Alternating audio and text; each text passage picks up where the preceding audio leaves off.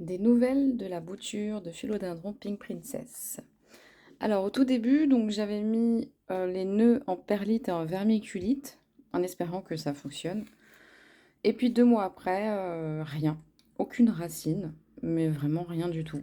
Donc j'ai décidé de les passer en eau.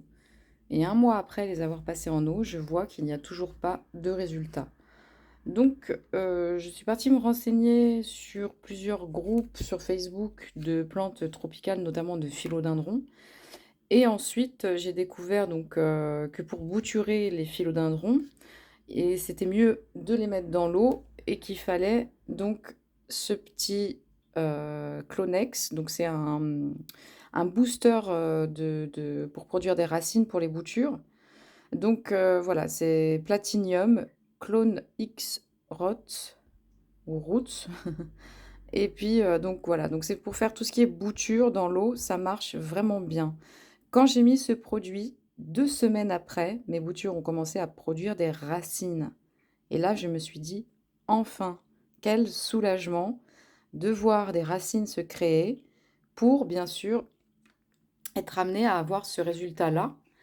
Donc, 1re bouture où donc, il me reste juste le nœud, sans la tige et la feuille, parce que la tige et la feuille, sont tombées. Et d'ailleurs, je vous précise que même si la feuille et la tige tombent, tant que le nœud n'est pas pourri, ça reste viable. Vous pouvez quand même faire une bouture. Ensuite, on a l'autre bouture avec, la feuille, la fameuse feuille, à moitié rose. Donc là, vraiment, on voit que c'est beaucoup mieux. Les feuilles sont beaucoup plus grandes. Il y a un petit peu de variegation. Bon, ça reste faible, mais il est magnifique. Enfin, je trouve que cette bouture est vraiment, vraiment, vraiment belle.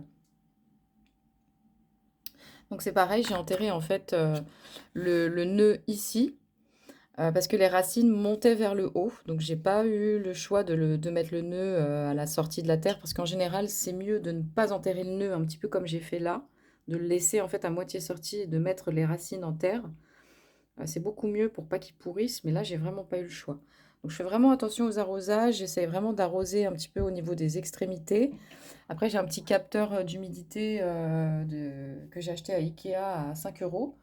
Donc quand en fait le terreau est sec, ici, il y a un petit voyant qui va s'allumer en bleu. Donc ça veut juste dire en fait que le terreau est sec et que je peux arroser. En fait, c'est juste pour contrôler, mais après, sans ça, sinon, quand on soulève le pot, vu que c'est un pot en plastique, moi, je sais que je me repère comme ça. Là, je sais que, voilà, il y a encore de l'eau dedans.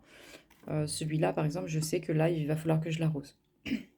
Donc, voilà, donc j'ai mis en tout presque 6 mois pour avoir des racines.